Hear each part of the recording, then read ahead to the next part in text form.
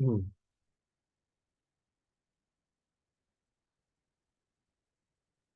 Baik, Assalamualaikum warahmatullahi wabarakatuh. Izin memperkenalkan diri, nama saya Yasin Fanhuri dari kelas 203. Di video ini saya ingin mencoba mempresentasikan hasil jawaban UTS dari mata kuliah analisis dan proses bisnis. Jadi untuk pembahasannya itu saya bagi menjadi dua, yaitu perbedaan di MIIC dan di FSS. Terus yang kedua adalah ringkasan jurnal. Untuk perbedaan di MAIC dan di FSS, di MAIC digunakan untuk meningkatkan proses yang sudah ada.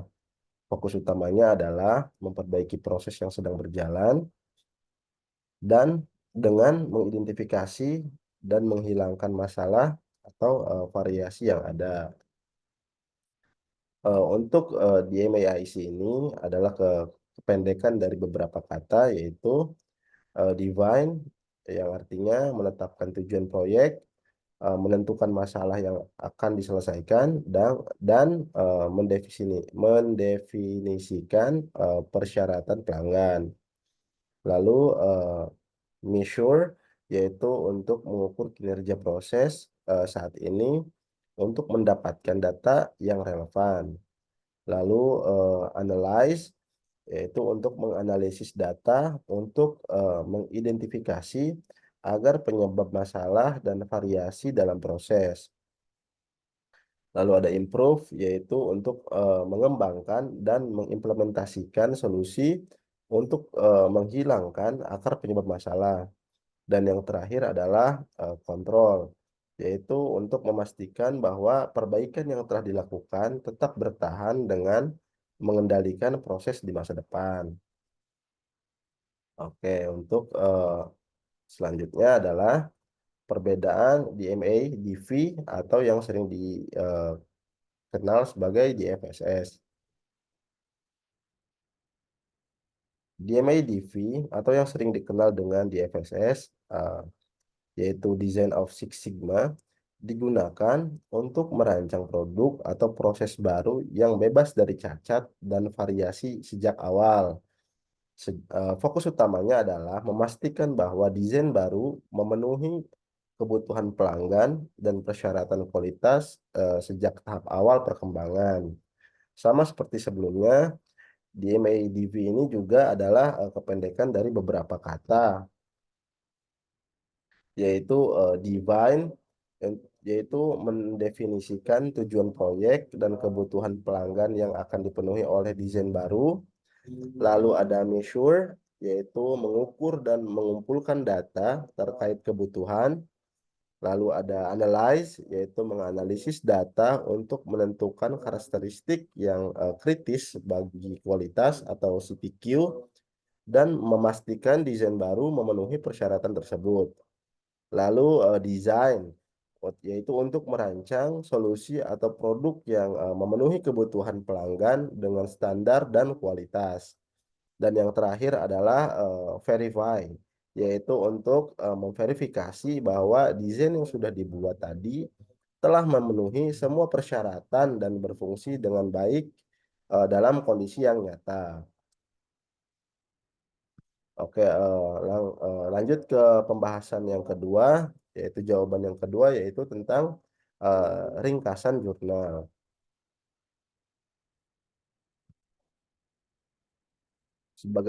Sebagaimana yang telah kita ketahui, untuk jurnal itu ada tiga bagian.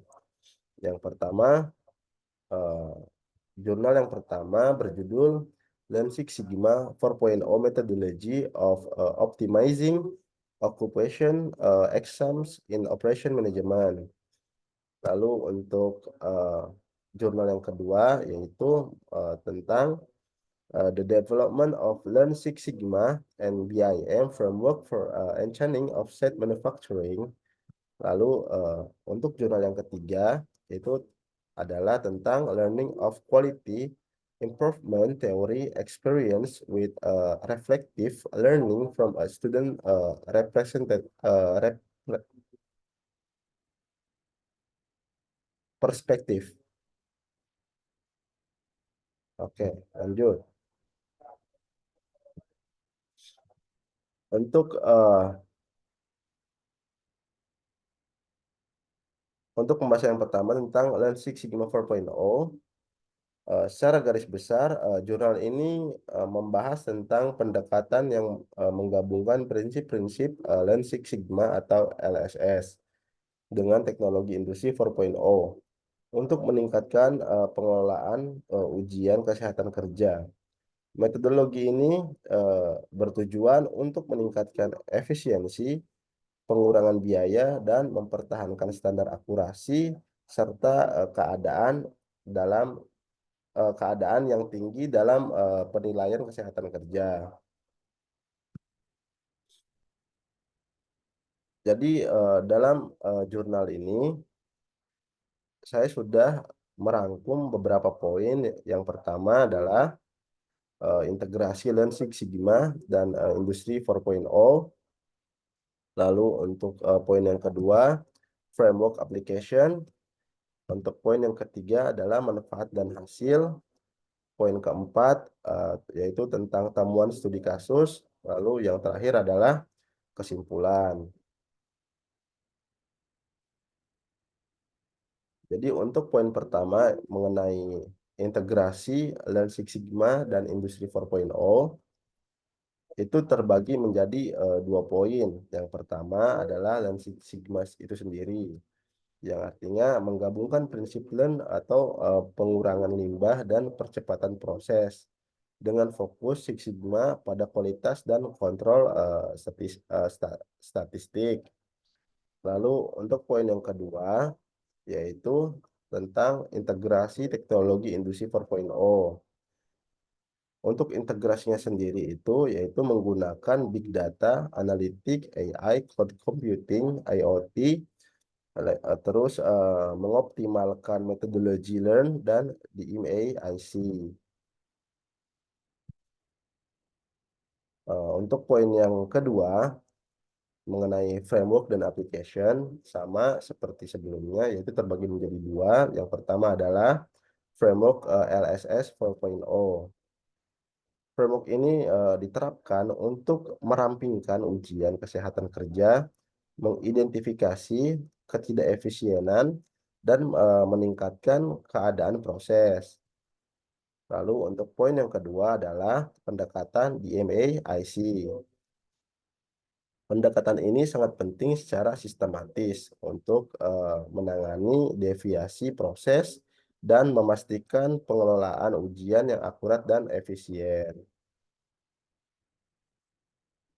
Lalu untuk poin yang ketiga yaitu manfaat dan hasil.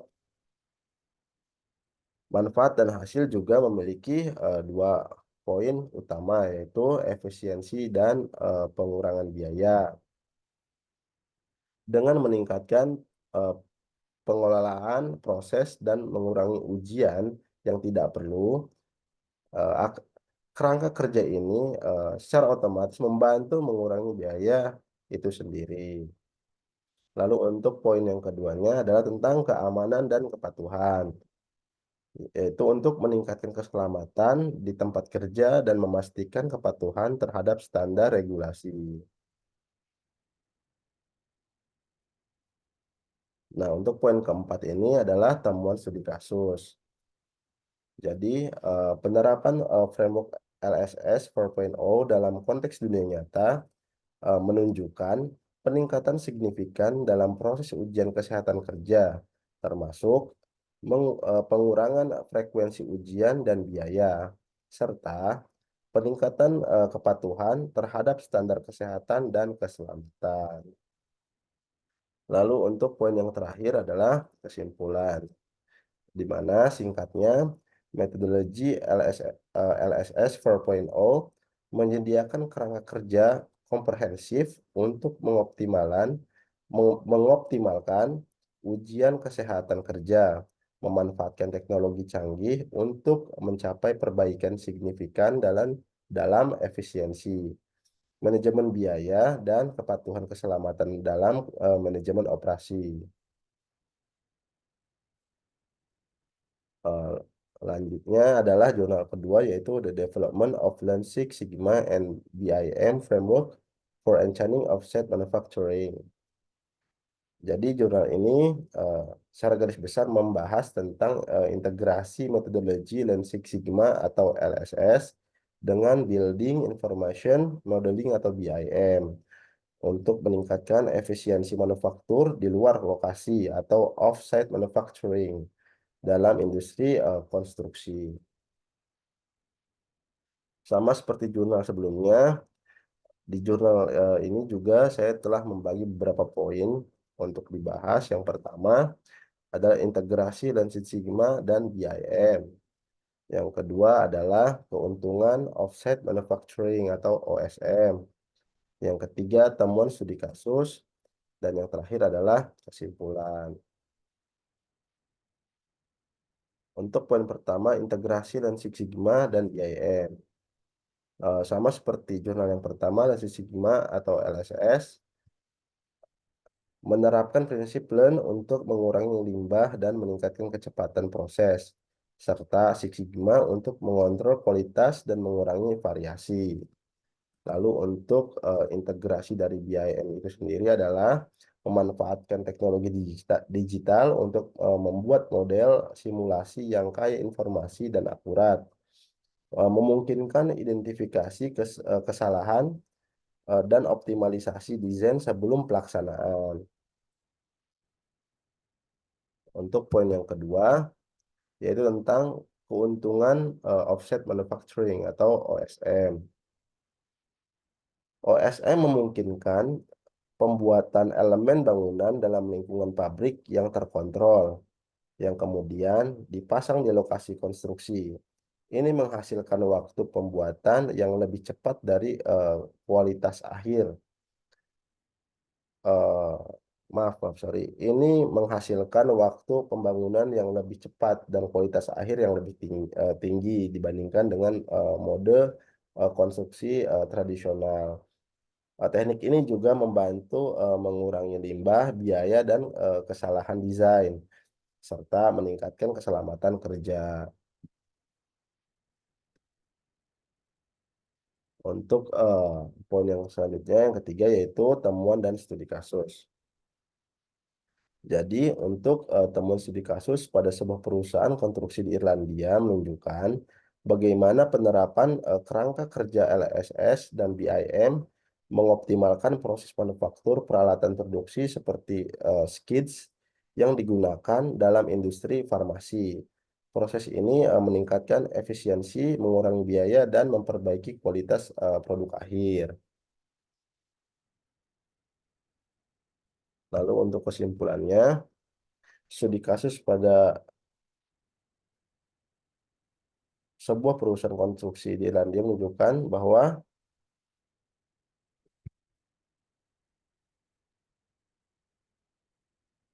oke, lanjut untuk jurnal yang ketiga, eh, yaitu tentang Learning of Quality Improvement Theory Experience with Reflective Learning from a Student Perspective.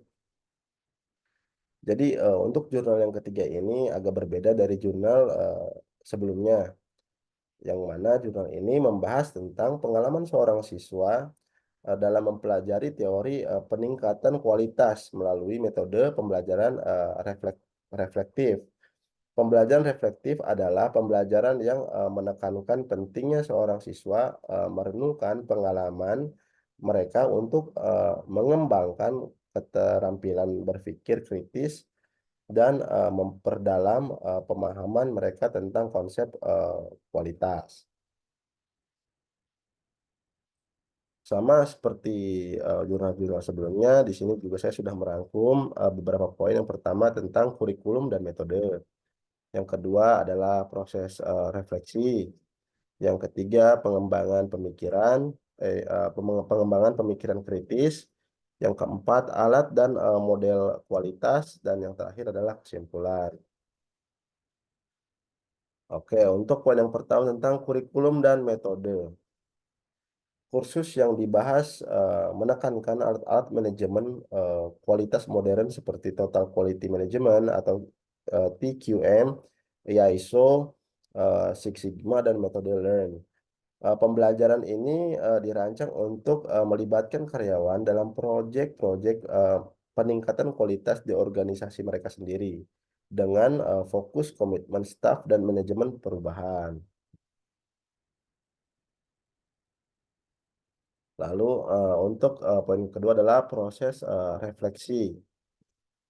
Pembelajaran refleksi, melibatkan, penggunaan jurnal reflektif, portofolio, dan, proyek penelitian tindakan untuk membantu siswa menghubungkan pengalaman mereka dengan konsep yang dipelajari. Hal ini membantu siswa memahami dan mengaplikasikan teori peningkatan kualitas dan konteks nyata mereka sendiri. Untuk poin yang ketiga adalah pengembangan pemikiran kritis. Proses, reflektif membantu siswa menganalisis pengalaman mereka, mengevaluasi apa yang berhasil dan apa yang tidak, serta mengidentifikasi cara untuk meningkatkan di masa depan. Metode ini mengacu pada teori-teori, refleksi seperti yang dikemukakan oleh Dewey dan, Scone yang, menekankan pentingnya pemikiran sistematis dan kolaborasi dalam proses, refleksi. Lalu untuk, poin yang keempat, alat dan model, kualitas.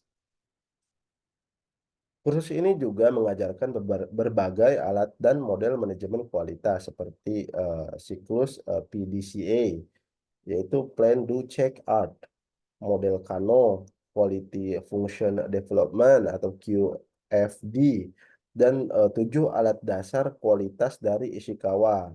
Alat-alat ini, membantu siswa dalam, merencanakan dan mengimplementasikan projek-projek peningkatan kualitas secara, efektif. Lanjut pada kesimpulan. Oke, yang terakhir, kesimpulannya, dengan menggabungkan teori peningkatan kualitas, dengan pembelajaran reflektif, siswa dapat lebih memahami konsep-konsep ini dan menerapkannya.